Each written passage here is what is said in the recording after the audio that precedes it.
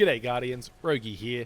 It's wild to think that Season of the Risen will soon be wrapping up in just over a month's time, heralding in the yet-to-be-named Season 17, bringing with it another rework to one of our beloved subclasses.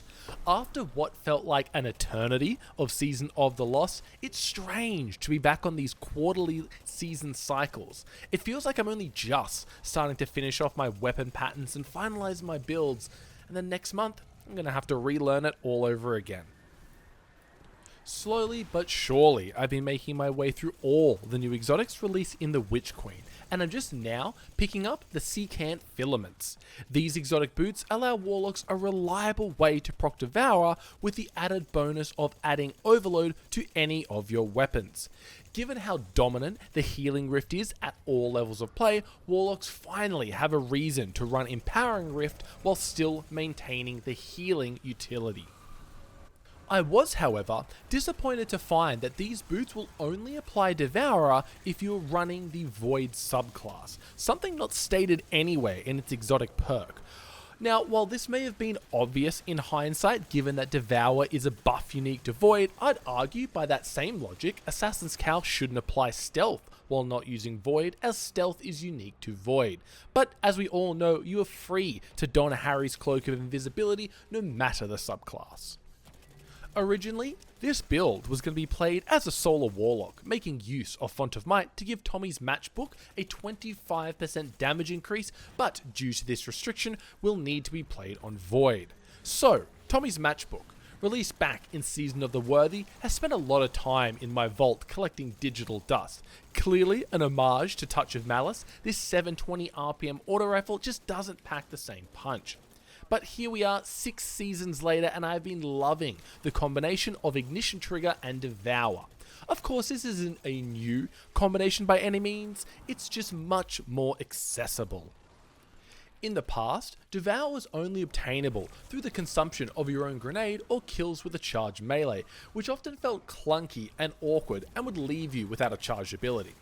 Now, however, with Void 3.0, we have multiple options for applying Devour, but we'll be doing so mostly through Secant Filaments.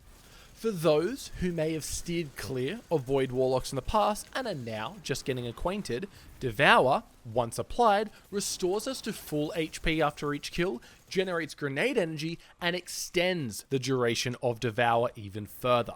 Just on paper alone, Devour sounds like the best buff in the game, and in the right circumstances, you'd be right.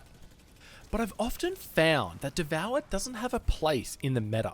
When it comes to standard playlist activities, rarely do I need to be topped up to full HP due to the low damage output of enemies, and for Master and above, you typically die in 1 to 2 hits, so you're not getting many opportunities to make full use of Devour. So I started thinking, how can I get the most value possible out of Devour? This is where pairing it with Tommy's matchbook comes to mind. On its own, Tommy's is a pretty unassuming exotic. A solar auto rifle that increases its damage output by 99% once you've held down the trigger for about 20 shots. This means that 80 out of the 100 bullet magazine are reaping the benefits of Ignition Trigger, given you are not letting go of the trigger. 99% damage increase for just holding down the trigger. Sounds great, right? But this buff comes at the cost of your shield, rapidly inflicting self-damage when aiming down the sights, less so when firing from the hip.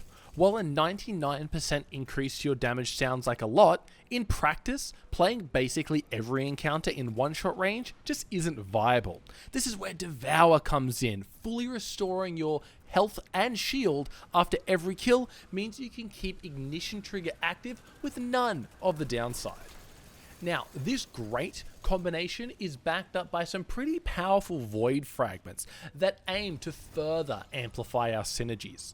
As for aspects, none of the 3 do a whole lot to improve this build, so we'll be avoiding Chaos Accelerant due to the fact that we are running the Suppression Grenade. Feed the Void is just another way to apply or extend our Devour buff through grenades or melee kills, and Child of the Old Gods to apply Weaken for that extra damage output. The increased Rift energy is a little bit nice too. Where this build really shines is in the fragments.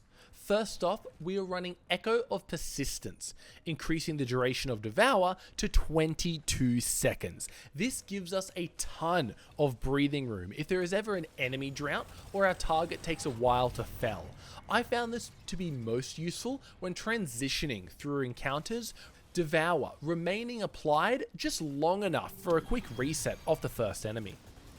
Echo of Harvest synergizes really well with our Child of the Old Gods, creating an orb of power each time we kill a weakened target through precision damage. Tommy's Matchbook has great accuracy and very little kick, making it ideal for precision kills. With the changes to Orb of Power generation, a fragment like this gives our Charge with Light setup some much needed reliability. Our next fragment was one that when I originally saw it, I instantly disregarded it. It seemed useless. Boy, was I wrong. Echo of Domineering has been the key to making this build successful. After applying suppression to our target, our weapon is reloaded from reserves and we get a buff to our mobility. The mobility buff is kind of pointless, but the instant reload feels amazing. Tommy's Matchbook has a pretty slow reload speed, even with double auto rifle reloaders, so being able to instantly refill its 100 round magazine is a treat. Where this effect is most powerful is when you've got about 30 shots remaining in your clip, throw out your suppression grenade and immediately start firing Tommy's Matchbook. Due to the bounce first, explode later pattern of suppression grenade, you'll have enough time to apply ignition trigger and then have a full clip of ammo too. Full transparency, I'm not particularly fond of any of the remaining fragments, so the fourth slot just houses Echo of Exchange to regen our grenade energy in a pinch. For our armor mods, I typically go top to bottom, starting with our helmet, but I think our class item is the most important for this build. I'm running Energy Vampirism, a seasonal artifact mod that gives us about 50% energy to our least charged ability after we apply suppression. Given that our only way to apply suppression is through our grenade, we are guaranteed to refill its energy every time. Devouring Depths is a no-brainer. With nearly 100% uptime on Devour and an easy way to proc it through Empowering Rift, we ensure that all of our Nova Bombs are benefiting from that damage increase. Lastly, we have our good friend Taking Charge, allowing us to become charged with light when picking up an Orb of Power. Now, I don't currently have an artifact bond, but when I do, I'll be moving Energy Vampirism to the Artifice slot and adding in one copy of Utility Kickstart. Keeping with our new theme of bottom to top, let's check out the legs. Solar Affinity allows us to run 2 copies of Innovation, giving us another source of grenade energy when picking up an Orb of Power. We also have Supercharge to increase our Charge with Light stacks up to 4. Having a maximum of 4 Charge with Light stacks is important as we're going to be generating a lot of Orbs of Power. Picking them up, we want to make sure that we're banking as many stacks as possible. In chest, we've got Sustained Charge, giving us the Charge with Light buff from rapidly defeating enemies with an auto rifle. Since our goal is firing Tommy's Matchbook as much as possible, we'll be proccing this mod constantly.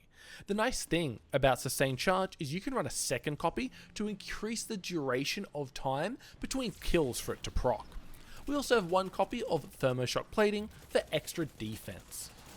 In arms, we've got High Energy Fire. As I'm sure you've noticed by now, we have multiple ways to become charged with light, and what better way to spend them than with extra damage. I mentioned earlier we are using Auto Rifle Loader with 1 slot free for our Champion mod. Secant Filaments gives any of our weapons overload, so we can save a mod slot there. Finally, our helmet has 1 copy of Solar Siphon, yet another way to generate Orbs of Power, and our second copy of Sustained Charge. As for stats, aim for as high as possible in recovery for Rift cooldown with your secondary focus on discipline. Remember, more grenades equals more instant reloads. If you're looking to take a break from void weapons and volatile rounds, then this build is for you. Become a Tommy gun wielding space gangster, your very being fueled by your tool of destruction while it simultaneously tries to kill you. An odd relationship, but hey, I'm not judging. Until next time, Guardians.